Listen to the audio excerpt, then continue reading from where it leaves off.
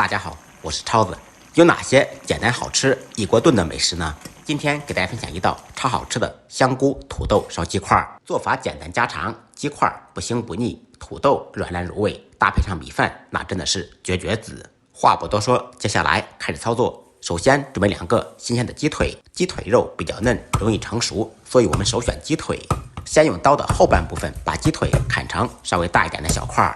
全部剁好以后，放到一个稍微大一点的盆中，加入少许淀粉。淀粉的吸附性可以把鸡腿里面的血水和脏东西吸附出来。再加入清水，用手揉搓清洗。因为我们用的是新鲜鸡腿，今天的做法是生炒不焯水，所以鸡块一定要清洗干净。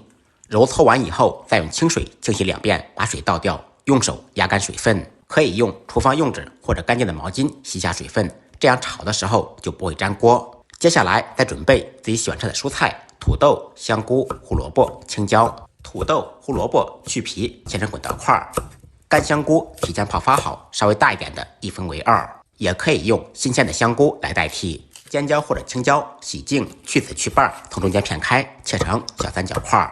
配菜准备完，再准备一点小料：1小块生姜切成薄片，大葱切成马蹄段，4、5粒大蒜趁其不备将其拍晕即可，不用剁碎。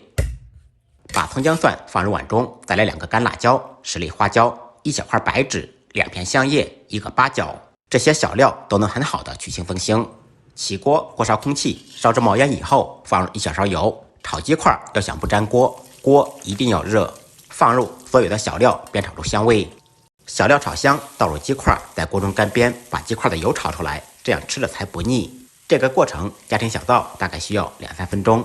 把鸡块的水分炒干。炒至肉收紧以后，微微变色就可以了。沿着锅边烹入料酒，去腥增香。简单翻炒扒拉2下，放入半勺甜面酱或者黄豆酱。能吃辣的同学放豆瓣酱，放豆瓣酱做出来颜色会更好看。继续开中火，把酱炒出香味。放入半勺生抽酱油，提鲜提味。然后加入热水，水没过鸡块，开大火烧开锅。开锅以后撇掉浮沫，尽量不要加冷水。加冷水的话，鸡块不容易炖软烂。再放入准备好的各种食材，根据个人口味加入1点盐，2、3粒冰糖，转开中小火炖15分钟。时间到，掀开盖子，满屋飘香。这个时候把葱姜、小料捡出来，改开大火收下汤汁，把汤汁收紧。放入准备好的尖椒块，开大火再烧2、3分钟，把青椒烧熟，汤汁稍微烧至粘稠。